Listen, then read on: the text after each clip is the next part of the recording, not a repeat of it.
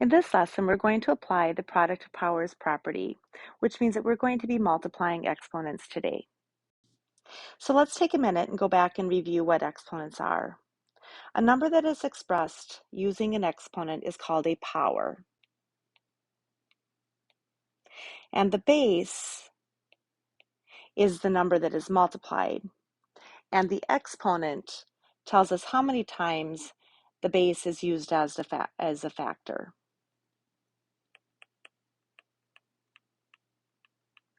So right here, in this case, the 5 is our base, and the 3 here is our exponent.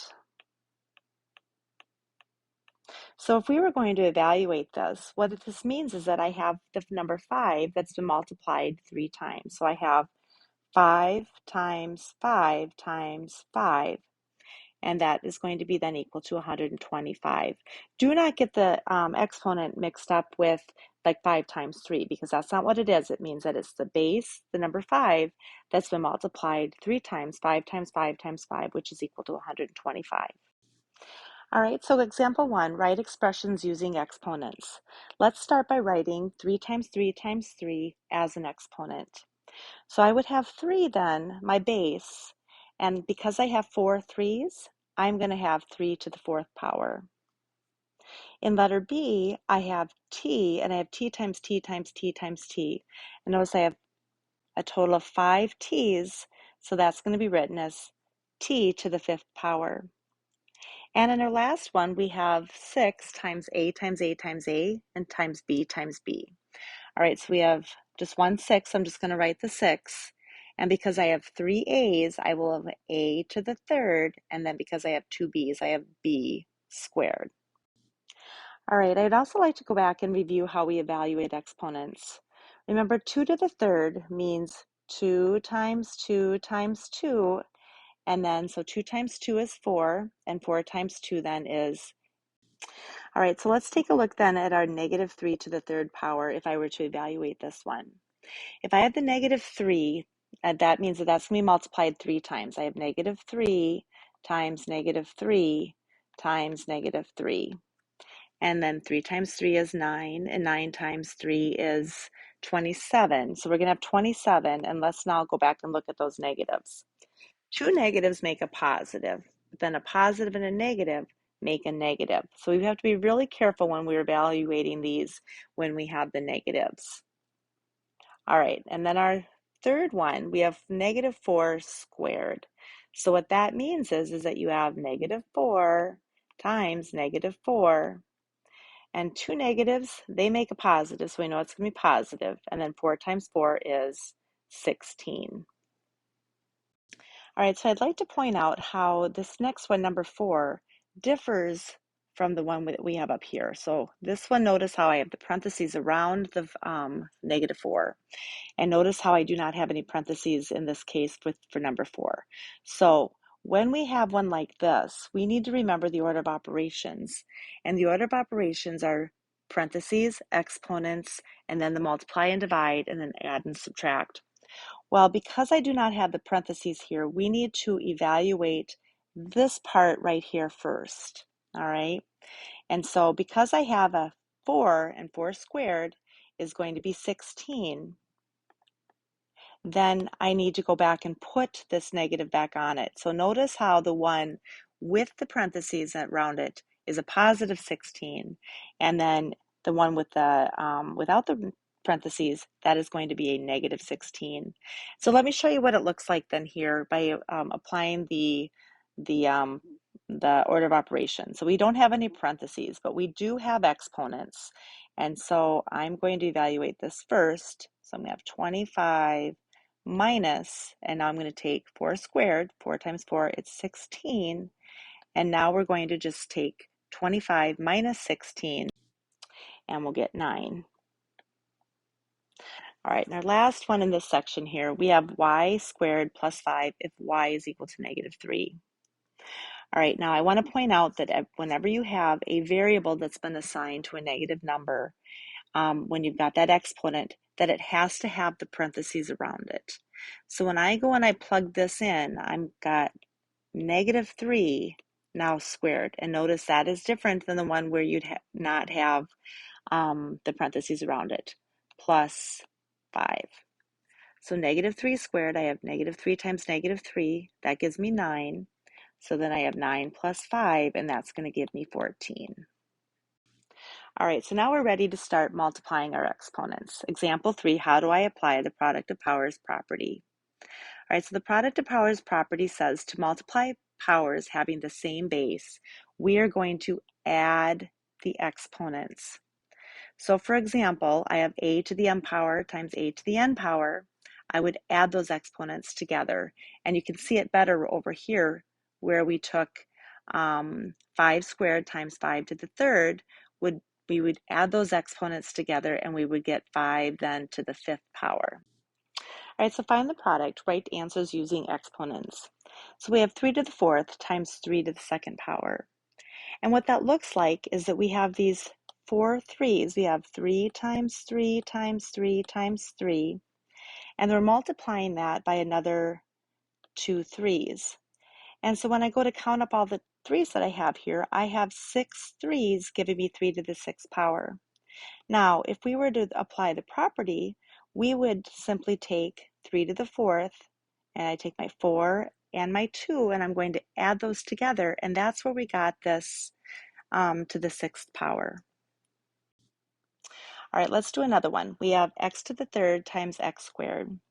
So I have 3 x's, and I'm multiplying that by another 2 x's. And so if I count them all up, I have x to the 5th power. Now, we could also apply that property where we're adding the exponents. So when I add 3 and I add 2, I get 5. And notice that I have x to the 5th power. So for number 3, we have x to the 5th power times x. And if I were to write this one out, I'd have these 5 x's, and then I'd have one more x. So it's really important to note that if you don't have a power there with the number or a variable, there is a power there. It's 1. And so in this case, then I would have x to the 6th power because I have 6 x's. And again, if I add these exponents together, notice I do get 6. So for number 4, we have 2 to the 3rd times 2 to the 4th times 2. And so I have got the base of 2, so my base will be 2 as I'm multiplying these. And again, remember we add together those exponents, and I'm going to put a 1 right there so that I don't forget it. And I'll take 3 plus 4 and I get 7. And I'm going to add the 1, and so I'll get to the 8th power. So 2 to the 8th power is the answer there. All right, for question number 5, I have negative 3 squared times negative 3 to the 4th power. So let's go ahead and let's just write down our base, and let's make sure that we keep our parentheses on it. And so I have negative 3 squared times negative 3 to the 4th, and so I'm going to add together my exponents, and I'm going to get a 6. And now remember when we had been looking at example number 2, when we were talking about these negative exponents, right here I have negative 3, and I'm going to have it 6 times. And if I have an even number of exponents, remember an even number of exponents is going to be positive. So I could leave this as negative 3 with the parentheses to the 6th power. But even a better way to write it would be positive 3 to the 6th power. So for our next one, we have negative 4 to the 3rd power and negative 4 to the 4th power. So I'm going to have then a negative 4, and I'm going to take my 4 and my 3, and I'm going to add it, and I'm going to get to the 7th power. Now again, this one I can leave as negative 4 to the 7th power with the parentheses around it. And in this case, I've got an odd number of exponents. So I could also simplify this by taking off the parentheses, but I would have to leave it as a negative answer because an odd number of negatives is going to make a negative answer. All right, so here is our answer here.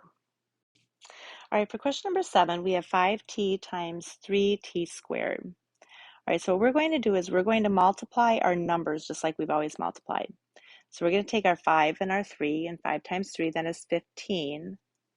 And now I have t times t squared. Remember that there's a 1 right there. So When I multiply my t's, then I'm going to add together those exponents, and I'll have 15t to the third power. For question number 8, I have ab to the fifth times 8a squared b to the fifth. All right, so let's start by multiplying. Let's get our numbers here. And there is a number here. There's a 1. So if you don't see a number in front, you can put a 1 there if it makes more sense to you. So 8 times 1, you have 8. And now I'm going to multiply my a's. And so I have a to the first times a to the second. And that'll be a to the third. And then b to the fifth times b to the fifth. I'm going to add those exponents together too, and I'll get b to the 10th. And then our last one, we have negative 4x to the third y to the fifth times negative 5x y to the third. So again, we're going to multiply our numbers like we've always multiplied them, and negative 4 times 5 is positive 20. And then I'm going to have x to the third times just x to the first. That's going to give me x to the fourth. And then I'm going to multiply my y's, and I have y to the fifth times y to the third, which is going to give me y to the eighth. Example 4, how do I find the missing exponent? So what we have here is we have d to the fourth times d to something, we don't know what, equal to d to the 10th power. So remember that when you multiply exponents, you add the exponents. So to multiply them, you would have 4 plus something is equal to 10.